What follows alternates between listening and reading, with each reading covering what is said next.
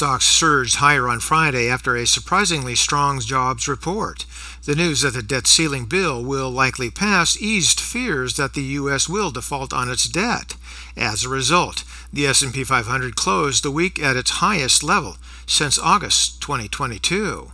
Reportedly, the U.S. economy added 339,000 non-farm payroll jobs last month, while the unemployment rate rose to 3.7%.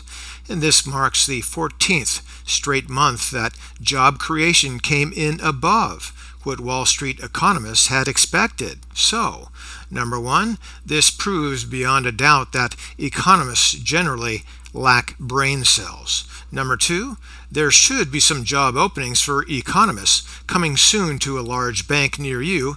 And number three, all those jobs will be gone soon when artificial intelligence and ChatGPT comes to a Walmart near you.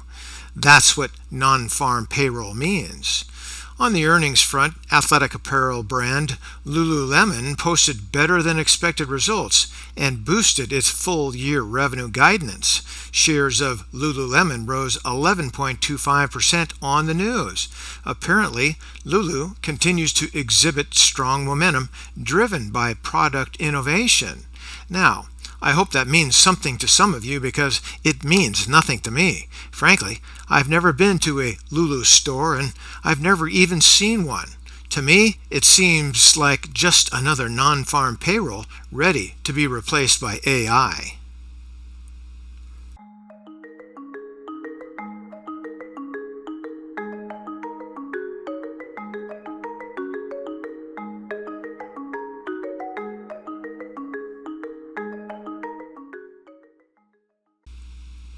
And we're now looking at a 2-year weekly chart on the spiders. The SPY and the close on Friday was 427.92. In times past, we've looked at the upward channel with the bottom channel line moving up through like that, more or less, and then the top channel line moving up through like that, more or less. We've focused in on this particular move here in the last few months, which has been relatively weak. Now, only in the past week or so have we seen that pop, but that is after we took a different look at this last week, which will draw this top line through here like that, and there you can see the wedge. And oftentimes in a wedge, as you get closer to that pinch point, the stock, or in this case the indice, popped. Generally, it'll pop up or down. Things were looking good, so this time it popped on up. So we'll keep a look at that. It has surpassed this level here. It's moving toward this level at that point there, but we really need for it to get up to the top channel line. Once it gets up to that top channel line, we'll look for a move back down for another stair step up. But we still have a ways to go. We're only in about the middle of this channel at this point. So it needs a lot more steam, a lot more power behind it. So let's take a look at the oscillators. First of all, volume. Volume's fine, doesn't show too much, but it looks decent. Here we have the MACD, that bottom in October. We've been moving up for a relatively long period of time, so I think it's starting to lose some steam. You can see that here in the histogram from this top here moving on down. It looks like it's decreasing in its power, but we do have this point here. Again, this last week popped above that downward trend line, so perhaps we're going to start something new. I'm a little bit skeptical, but let's watch. Moving on down here into the price rate of change, definitely we see that bottom and basing and then that pop on up, but again it still has that downward looking move. So skeptical, be skeptical. Moving here into the RSI, this oscillator looks a bit different. We were looking for that power to move on up into that, say, 80 to 100 range, which is an overbought territory, but we need this oscillator to move up there, and it looks like it's on its way.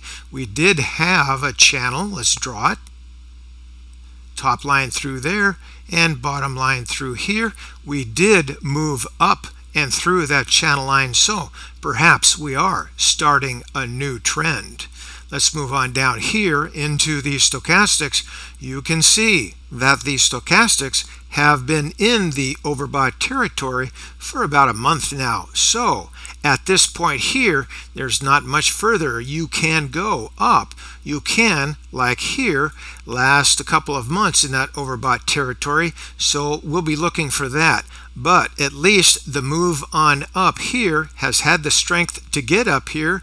Is it going to get exhausted in a month or two? We'll just have to watch, see how things move. Into the Williams, pretty much the same thing. We're up in that overbought territory. We have been up there for about a month and a half at this point.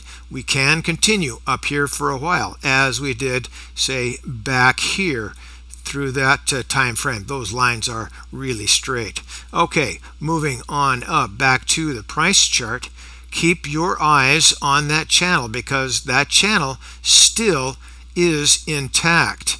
It's a bit weak and we've had to struggle on our way up, so I sense that it may get exhausted once it reaches this top trend line, but once again it can turn back and we'll look for another step up. But for now, we're still within the channel and we're still moving up.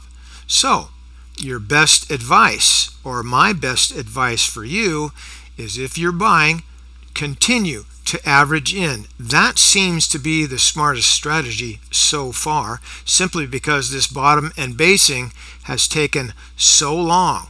Continue to average in, be prudent, don't spend it all at once. And for today, that's ChewDog Charts. Thank you.